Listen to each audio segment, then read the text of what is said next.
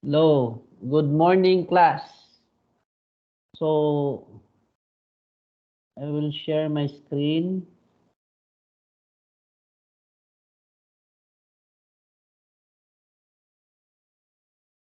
Can you see in the screen, Miss Handa, the prayer? Yes, sir. Okay. So before we begin our lecture, let us start with a prayer. Psalm 23. The Lord is my shepherd, I shall not want. He makes me lie down in green pastures. He leads me beside still waters. He restores my soul. He leads me in paths of righteousness for his name's sake. Even though I walk through the valley of the shadow of death, I will fear no evil, for you are with me. Your rod and your staff, they comfort me. You prepare a table before me in the presence of my enemies. You anoint my head with oil. My cup overflows. Surely, goodness and mercy shall follow me all the days of my life, and I shall dwell in the house of the Lord forever. Amen and amen. Okay.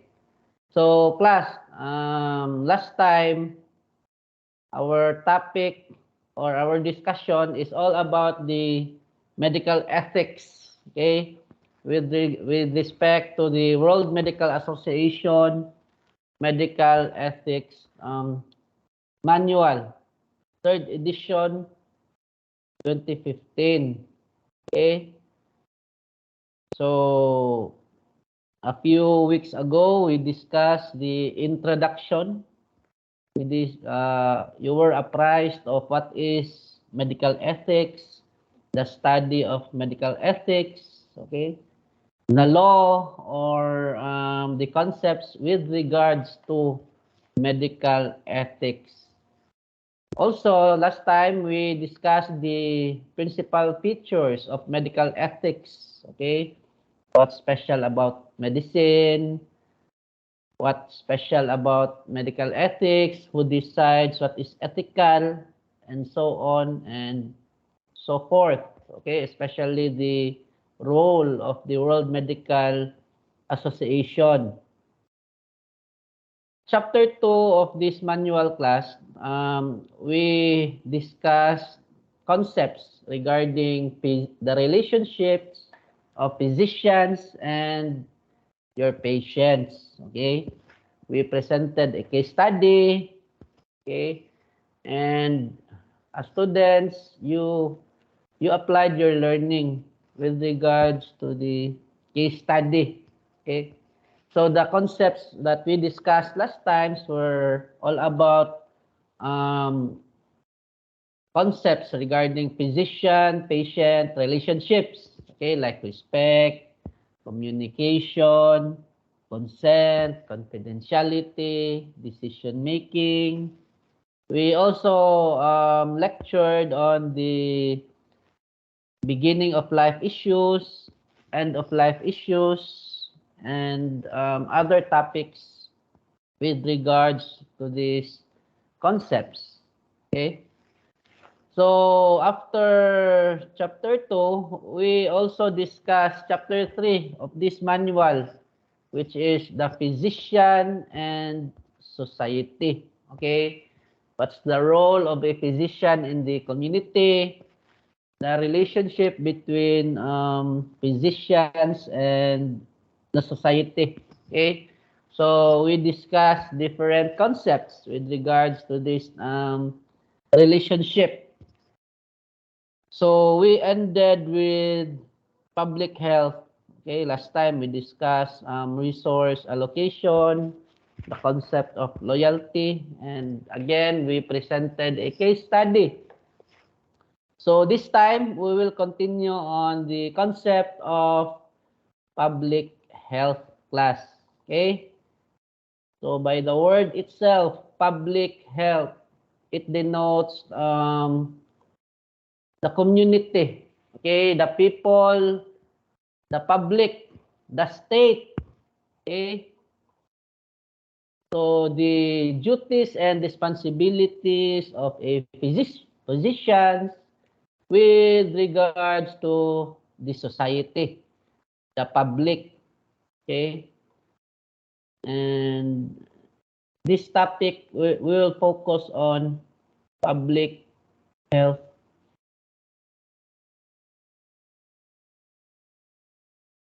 What is your role? Okay. Okay. So public health. So when you hear the word public health, what comes to mind?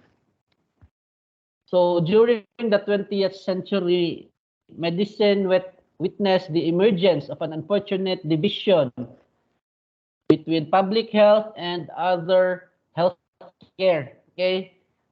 So presumably private or individual health. Okay. So when you say private health class, so this is with respect to your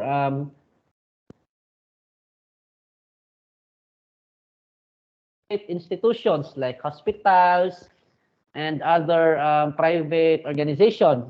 Okay, so part of it is the insurance company, the pharmaceutical companies. Okay, so these are the private or individual health focus on not just medicine but business. Okay, so it is unfortunate because, as noted above, the public is made up of individuals, and measures designed to protect and enhance the health of the public result in health benefits for individuals. Okay? So the word public and the word private, they were distinguished class. It, it is just composed of individuals, okay? People. So in the private practice or the private side, patients go to hospitals or goes to the physicians or doctors to seek treatment, okay? On the other hand, in the public health, of course, more often than not, the focus of which is the health of the society. So once again, society is composed of people, okay? Patients. For example, the pandemic. So the pandemic class, the COVID-19 pandemic is a public concern. Okay? So the government issues directives, health protocols in order to guide the public. So this is part and parcel of the term public health. So confusion also arises if public health is taken to mean publicly funded healthcare. Okay, so for example, the government, okay, especially in our jurisdiction, the Department of Health. Okay, so here lies the confusion because the word public health is not limited only to publicly funded healthcare. Okay, so healthcare funded through a country's taxation system or a compulsory universal insurance system. So in the Philippines class, our public health, um, the agency that focuses on public health is the Department of Health. Okay, and the agency also, which would help fund the public health, is PhilHealth. Okay, that's the universal insurance system in the Philippines. And as seen as the opposite of privately funded healthcare, okay, or healthcare paid for by the individuals or through private health insurance and usually not universally available. Okay, so these are institutions which are private in character. Okay, insurance companies, pharmaceutical companies, private hospitals, okay? So even though their concern is public health, but of course, the reason of which is business. Okay, it is a business enterprise. So furthermore, the term public health, as understood, refers to both to the health of the public and also to the medical specialty that deals with the health from a population perspective rather than on an individual basis. Okay? So the word public health class, for all intents and purposes, the meaning of which is synonymous with the society as a whole, okay, the community, okay, the public. So there is a great need for specialists in this field in every country to advise on and advocate for public policies that promote good health as well as to engage in activities to protect the public from communicable diseases and other health hazards. Okay? So when you say public health class, more often than not, it connotes government, okay, governmental policies that must be followed because the government funds is used in order for these policies to be implemented. Okay, so classic example, COVID-19 pandemic. So the health policies or health protocols given by the government is the vaccination. Okay, so everyone must be vaccinated so that we can achieve herd immunity in order to stop the infection or stop the spread of the COVID-19 disease. Okay? And as you can see right now, I think we have achieved the herd immunity because the nation has recovered, the economy has recovered. So that is one example of public health class. So the practice of public health, sometimes called public health medicine or community medicine, relies heavily for its scientific basis on epidemiology. Okay? So a special topic which concerns public health is epidemiology. Okay?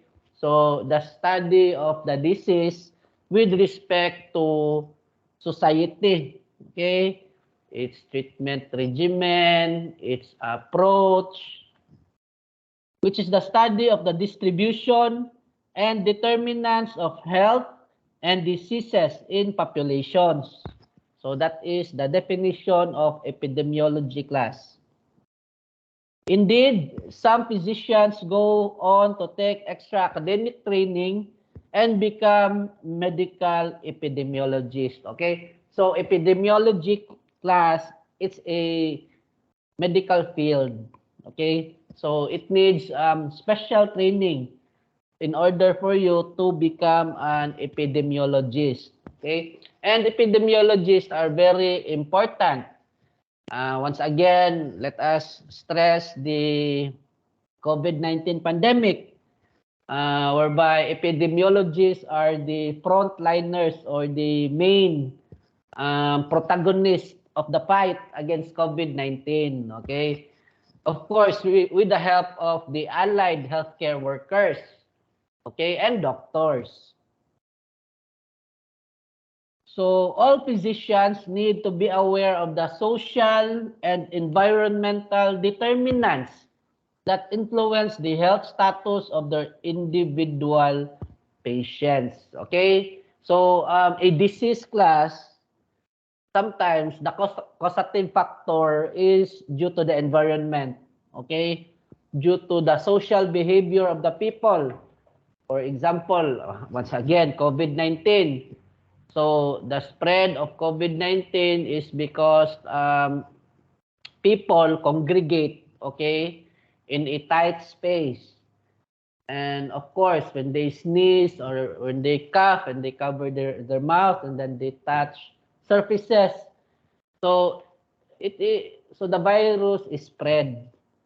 So that is why there are new specialties like epidemiology, public health, medicine that has arose through the years. Okay, so some of these topic class or some of these concepts are a matter of reading. I will leave this up to you. Okay, so the manual, I posted it in the files. Okay, so check it out or if you want to read further.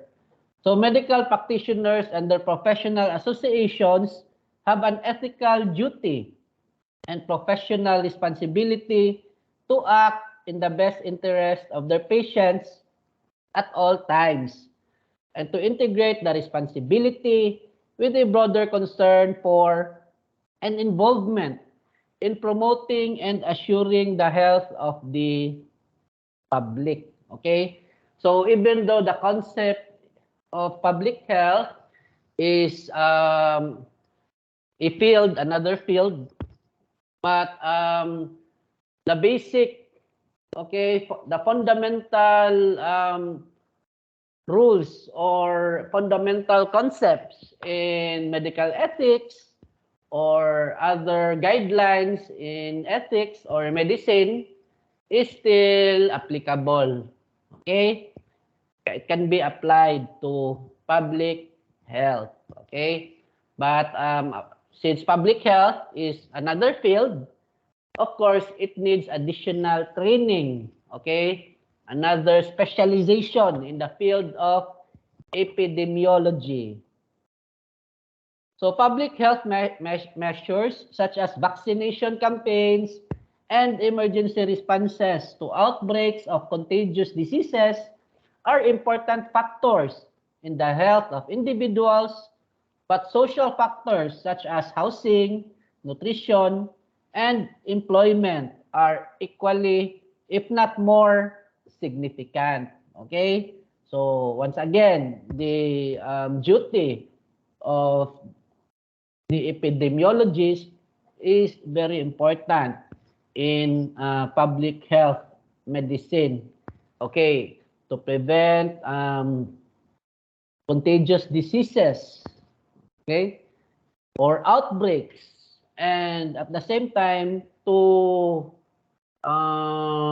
help stop the spread of these communicable diseases. Okay, so physicians are seldom able to treat social causes of their individual patient's illness, although they should refer the patients to whatever social services are available. So if you are a public health physicians, of course, there are policies in the government, okay, other agencies which are readily available in order to help the public. Okay. Classic example class is the PhilHealth system, our public insurance in the Philippines. Okay. So if you are hospitalized and of course you don't have money, so you avail the PhilHealth services. Okay. So there are many public services which are readily available in order to assist patients in their needs. Okay. However, they can contribute even if indirectly to long-term solutions to these problems by participating in public health and health education activities. Of course. So one job of an epidemiologist, it is not just disease prevention, but also health promotion.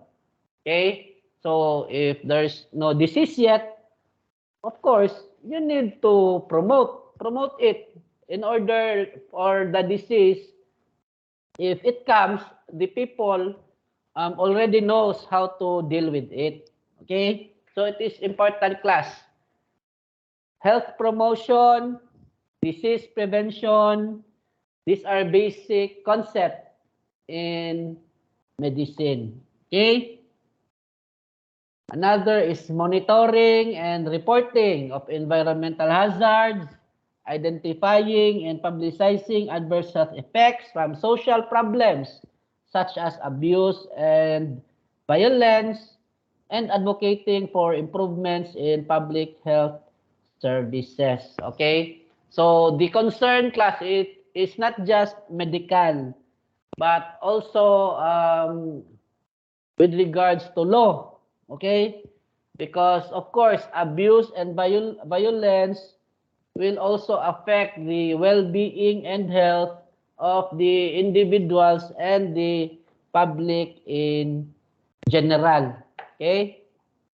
Sometimes, though the interests of public health may conflict with those of individual patients, for example, when a vaccination that carries a risk of an adverse reaction will prevent an individual from transmitting a disease but not from contracting it, or when notification is required for certain contagious diseases, for cases of child or elder abuse, or for conditions that may render certain activities, such as driving a car or piloting an aircraft, dangerous to the individual and to others. Okay? So the concept of this class is that in public health, the concern is not just in the medical side, but also the approach class is holistic. Okay? Not just the medical side, but there are non-medical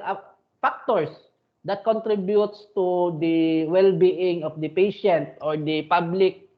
Okay? Like violence, okay, abuse. So these issues class needs to be addressed also in public health.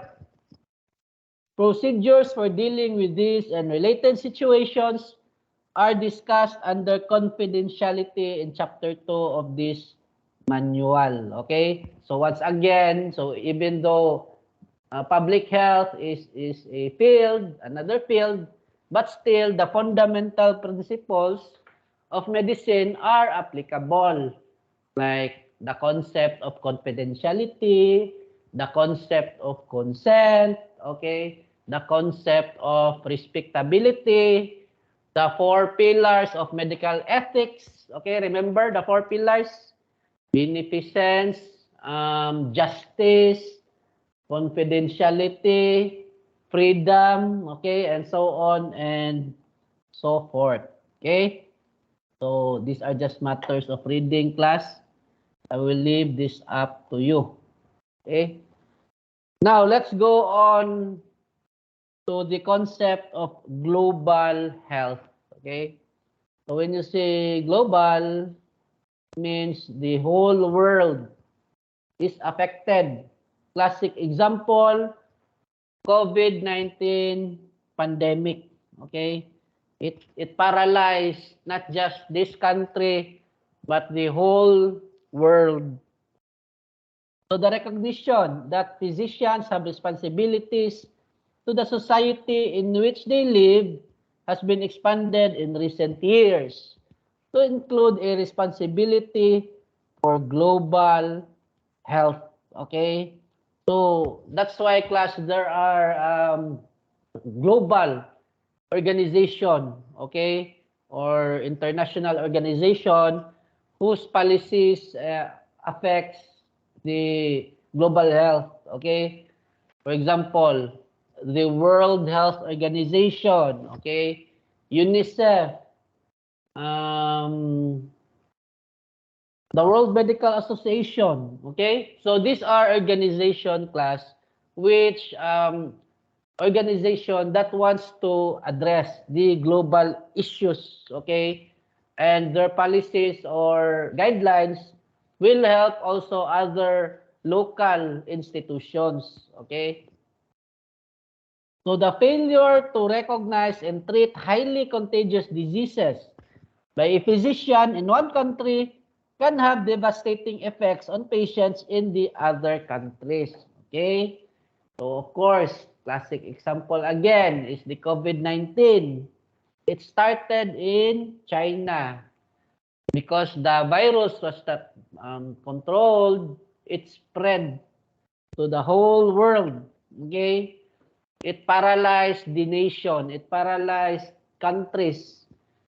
The whole world was paralyzed because of the COVID-19 pandemic. And of course, little by little, we are recovering from the devastation of COVID-19. The basis of globalization is the recognition that individuals and societies are increasingly interdependent. Okay, so in a way, we are interdependent. We rely on each other. Okay, so this is clearly evident with regards to human health, as the rapid spread of diseases such as influenza, SARS, okay, and in our case, COVID-19. Such epidemics require international action for their control. Okay?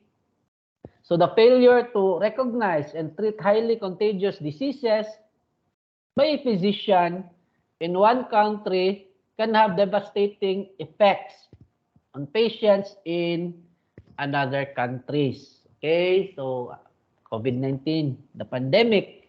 So when you say pandemic, class, it means it has affected the whole world. Okay? Pandemic, the whole world. Okay? So if the country is affected, epidemic. Okay? So for this reason, the ethical obligations of physicians extend far beyond their individual patients and even their communities and nations. Okay? So if you are a physician, class, of course, you are called to serve humanity. Okay? Be a friend to mankind. Okay? So if you have a chance to work with international organizations like World Health Organizations, okay, and other UNESCO, and other international organizations whose policies are being used to guide other organizations, then well and good. Because, of course, we need research. It's very important, class, so that diseases will not happen again. Okay, for example, COVID-19 will not happen again. Okay, so of course, health promotion and disease prevention is very important, class.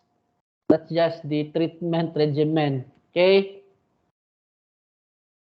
so these are just matters of reading, class.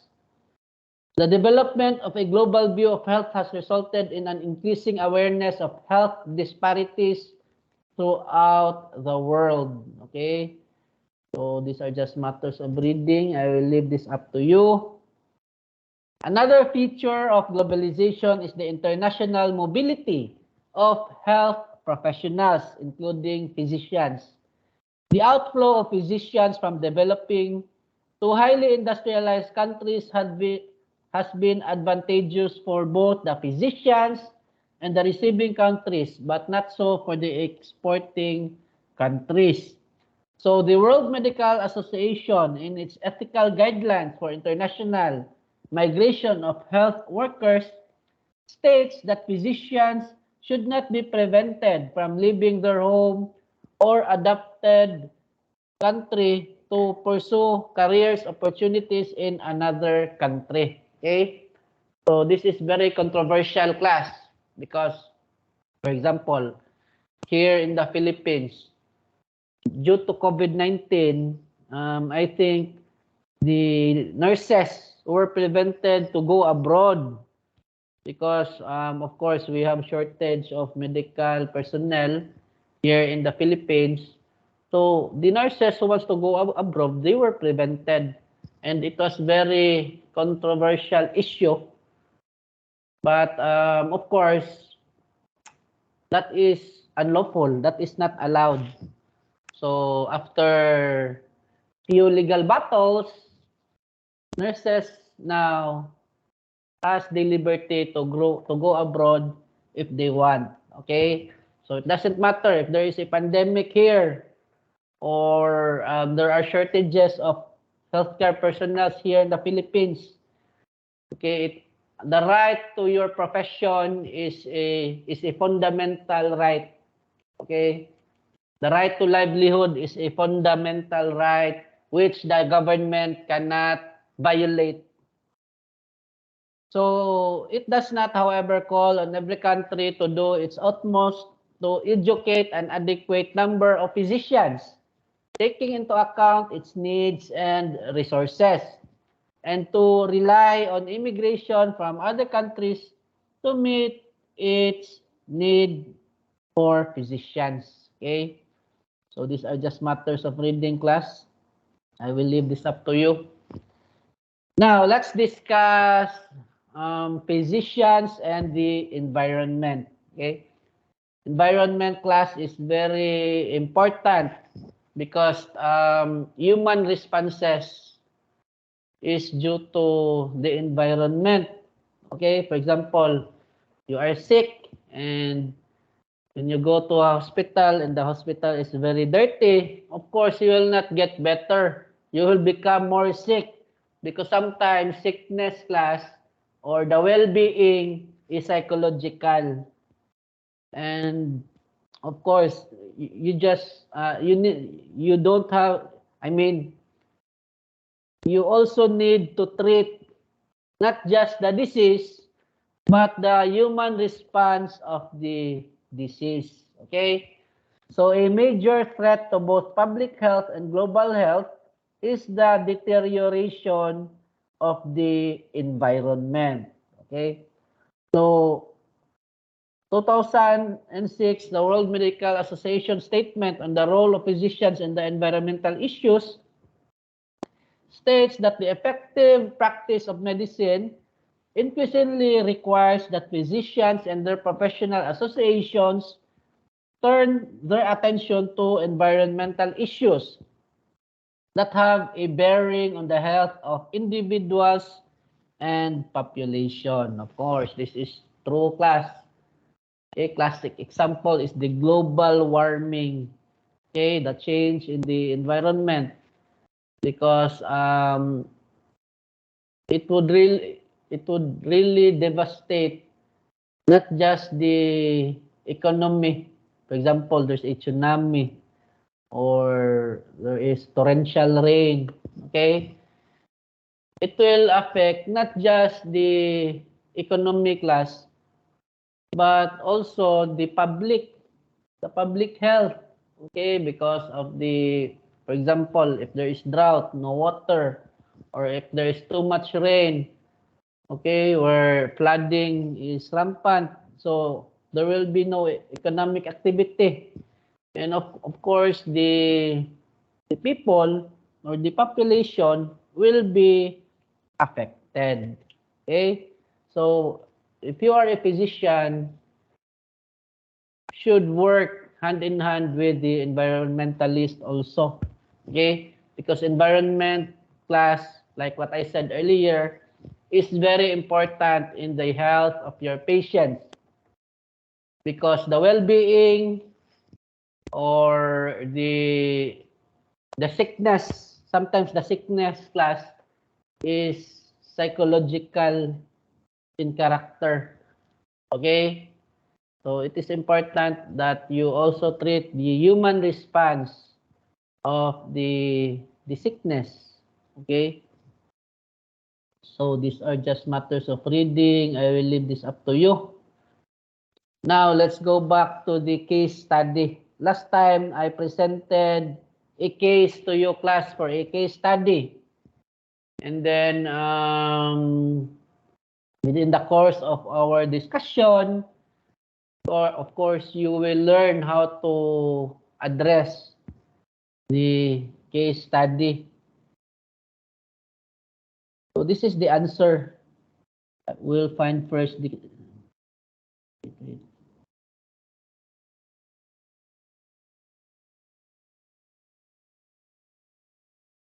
So this was the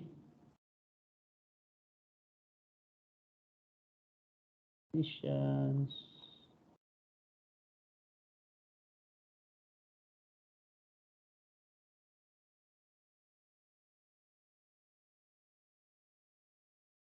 Wait, class.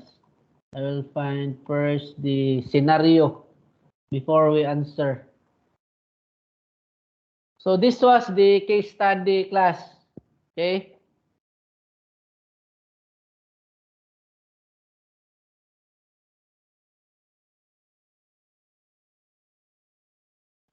So this was the case which was given. Dr. S is becoming increasingly frustrated with patients who come to her either before or after consulting another health practitioners for the same ailment. Okay, so second opinion. So the patient, after going to a doctor, the patient goes to Dr. S for a second opinion.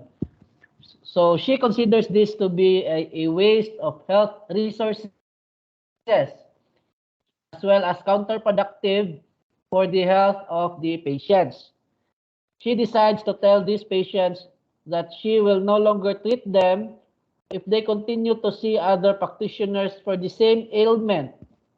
She intends to approach her National Medical Association to lobby the government to prevent this form of misallocation of healthcare resources. Okay? So if you are the physicians, if you are the doctor in this case, how will you approach Dr. S?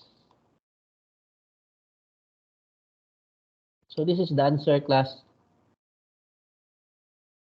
According to the analysis of the physician, society relationship presented in this chapter, Dr. S is right to consider the impact on society of her patient's behavior. Even if the consultations with other health practitioners occur outside of the health system in which Dr. S works and therefore do not entail any financial cost to society, the patient is taking up Dr. S's time that could be devoted to other patients in need of her services. However, physicians such as Dr. S must be cautious in dealing with the situation such as this. Patients are often unable to make fully rational decisions for a variety of reasons and may need considerable time and health education to come to an understanding of what is in the best interest of themselves and for others. Dr. S is also right to approach her medical association to seek a societal solution to this problem, since it affects not just herself and this one patient, but other physicians and patients as well. Okay? So that's the answer according to the manual. But in our setting, class, of course, remember the 4 pillars. Okay? That's the right of the patient to seek another opinion. So, as doctor's class, it is a balancing act um, in your practice to whether allow the situation or behavior of the patients. However, personally, as a lawyer, okay, patients has rights and obligation. At the same time, physicians has certain rights and obligation.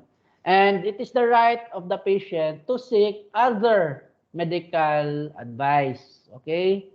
As long as he there is no cost to the public, okay, to the government and so on and so forth. Okay? So, class, do you have any questions? Miss Kirsty, clarifications? No, sir.